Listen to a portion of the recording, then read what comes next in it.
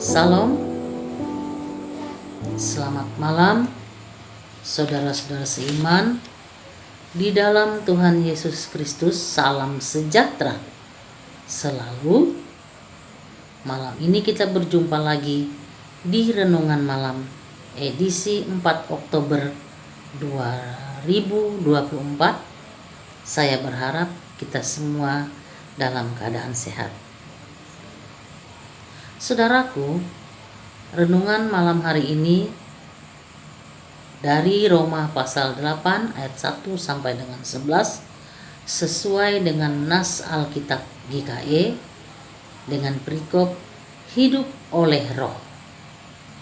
Namun saya akan mengambil 3 ayat untuk dibacakan sebagai pedoman dalam renungan malam hari ini. Ayat pertama, kedua, dan yang ke-8. Mari kita simak. Demikian bunyi firman Tuhan. Demikianlah sekarang tidak ada penghukuman bagi mereka yang ada di dalam Kristus. Roh yang memberi hidup telah memerdekakan kamu dalam Kristus dari hukum dosa dan hukum maut. Yang ke-8, mereka yang hidup dalam daging tidak mungkin berkenan kepada Allah. Amin. Saudaraku, di renungan malam ini firman Tuhan mengajak kita untuk hidup oleh roh. Marilah kita renungkan, apakah artinya hidup oleh roh? Saudara-saudara, pada perikop sebelumnya Rasul Paulus menceritakan tentang kedua pergumulannya saat ia hidup di dalam dosa dan saat sudah hidup dalam kebenaran yang Tuhan kehendaki. Kemudian pada pasal 8 ayat 1 sampai dengan 11 Rasul Paulus memperjelas kembali tentang pergumulannya di ayat yang sebelumnya. Dikatakan di sana bahwa dalam Kristus tidak ada penghukuman. Mengapa?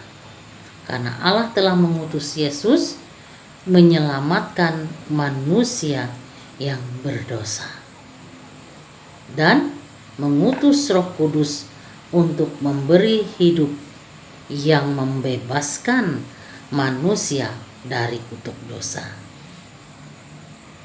Jadi, hidup kita harus menurut roh. Roh siapa? Roh Allah. Bukan menurut keinginan daging. Dan hidup menurut roh itu hanya Roh Kudus yang dapat memampukan saya dan saudara untuk melakukannya. Artinya, Roh Kudus yang menjadi pengontrol hidup kita. Dan kemerdekaan dari kuasa dosa yang kita peroleh adalah melalui kematian Yesus di atas kayu salib. Dengan demikian, pergumulan terhadap dosa dan menuju kepada hidup benar pun dapat terselesaikan oleh karya Allah yang besar itu. Nah, saudara-saudara,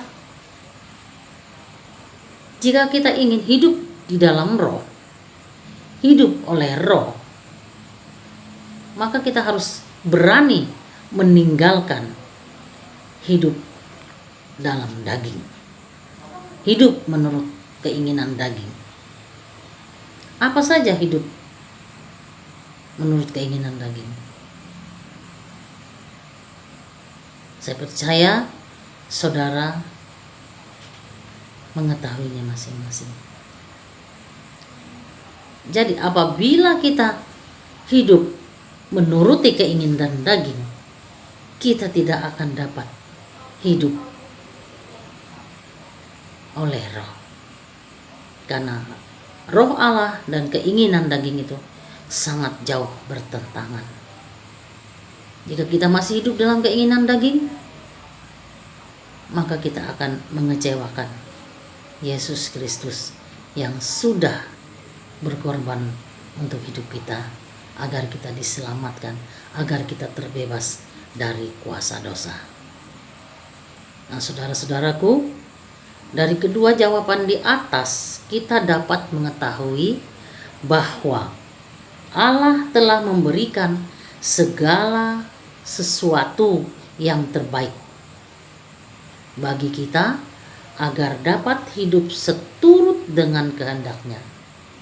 Ia pun mencurahkan, memberikan, mengirim Roh Kudus dan memberikan firman sebagai panduan dalam hidup kita, sehingga kita dapat hidup dalam roh dan kebenaran yang Tuhan kehendaki.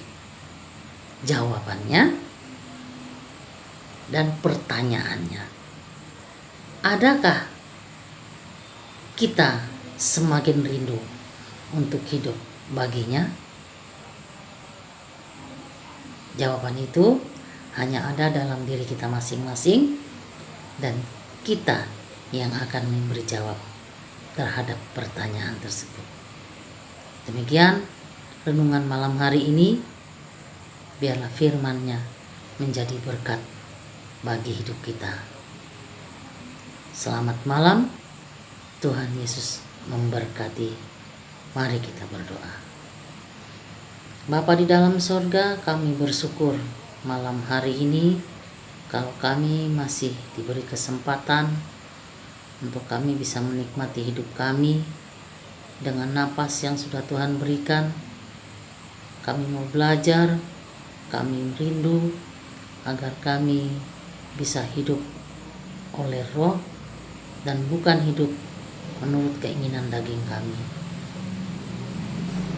Tolong kami Tuhan agar kami dimampukan, dan tolong kami Tuhan agar kami dikuatkan dalam menghadapi segala pergumulan kami, sehingga kami tetap percaya, tetap berserah, tetap berharap kami dapat berjalan bersama dengan Tuhan sepanjang hidup kami.